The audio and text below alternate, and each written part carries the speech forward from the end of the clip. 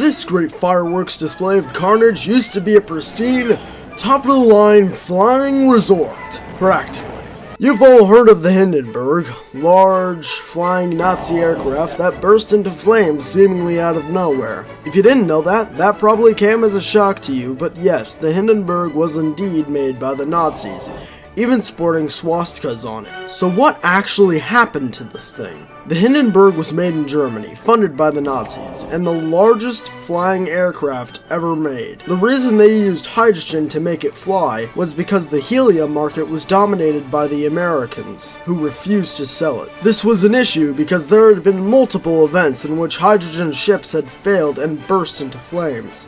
But Germany had a perfect record. Plus, hydrogen was lighter than helium anyway. It was actually a marvel of an aircraft.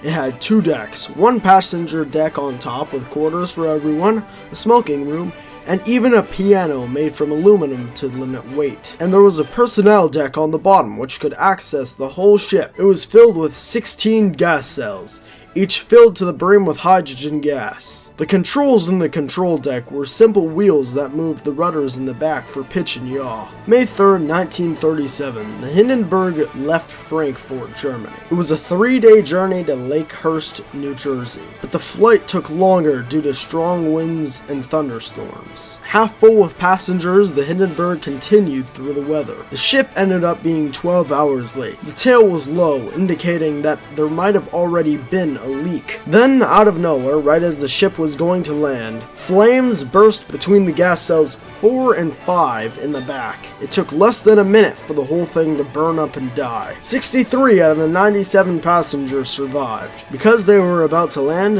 those who survived were by windows, and luckily they were able to jump out when the fire started. Nobody knows what caused the fire. Most historians will say it was static electricity built up from the storm, which caused a spark. Though there are other ideas. Engine backfire or a lightning strike maybe. Others claim it was sabotage from anti-Nazi groups. But one that remains intriguing is that it was an act of God, as if the Father himself struck us down for going too far. Or maybe he also hated the Nazis. Remember, the Hindenburg was not the first time something like this happened, just the first to be recorded and shown to the masses. By the way, 100% of my viewers are unsubscribed.